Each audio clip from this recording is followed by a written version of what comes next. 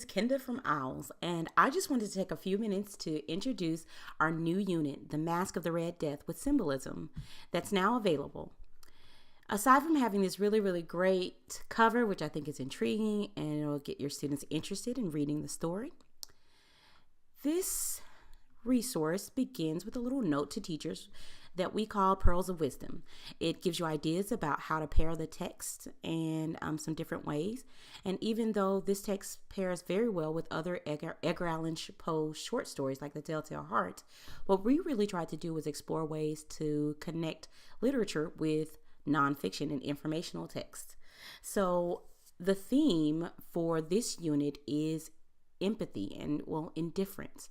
And so the way that we really look at it is by exploring the way the wealthy people in the short story had lacked empathy for those who were suffering outside their doors. But October has so many other great things that you can connect to, like breast cancer awareness, domestic violence, bullying. There are other themes that you can explore. But empathy is the one that this text is built on. And so the students will focus on symbolism in the allegory before connecting the theme to other nonfiction texts.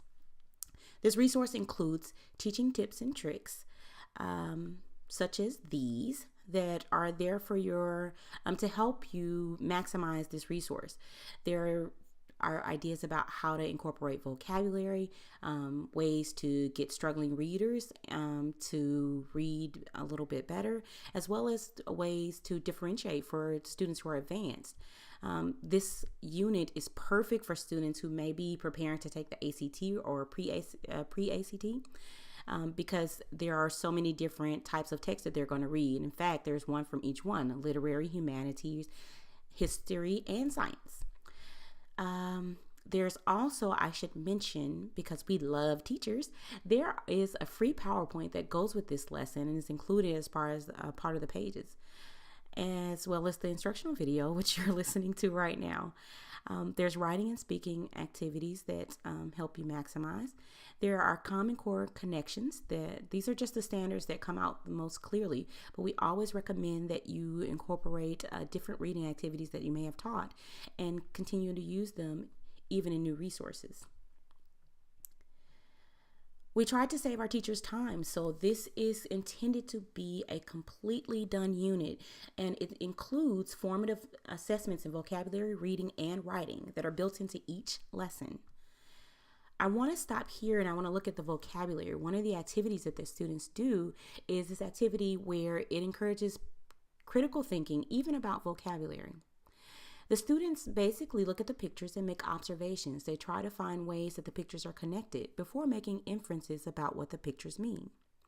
They're able to test these ideas, just like hypotheses, as they read and really start to dig into the text. They look at the context clues and figure out whether or not their first ideas were correct or not.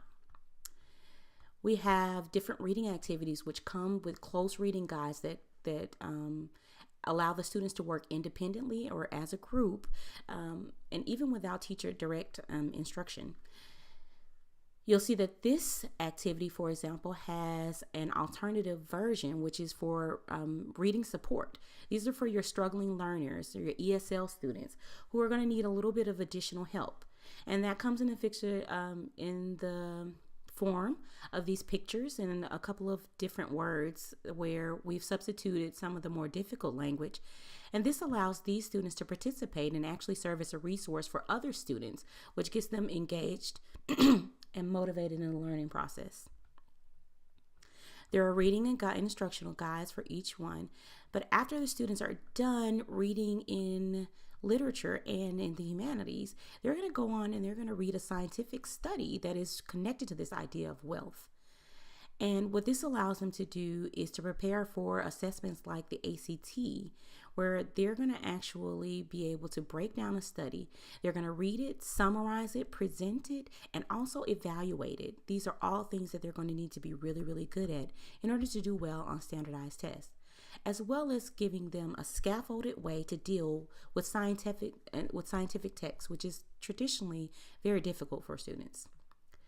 After reading the study on wealth and privilege and how it affects people's behavior towards others, they'll look at historical perspectives on wealth. beginning with the Gilded Age and industrialization and how wealth really is formed in America. They'll explore what a monopoly is and really understand the history of the game and how it relates to the way that we deal with others. They'll read the Gospel of Wealth, and again, there are going to be these really great reading activities as well as embedded formative assessments. There are notes and answer keys here anytime you need them.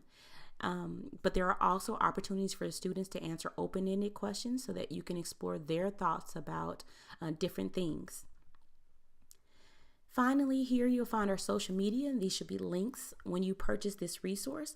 We'd love for all of our teachers to upload pictures using these resources and share ideas about how you modified them and made them your own. In the meantime, though, we encourage you to have fun teaching.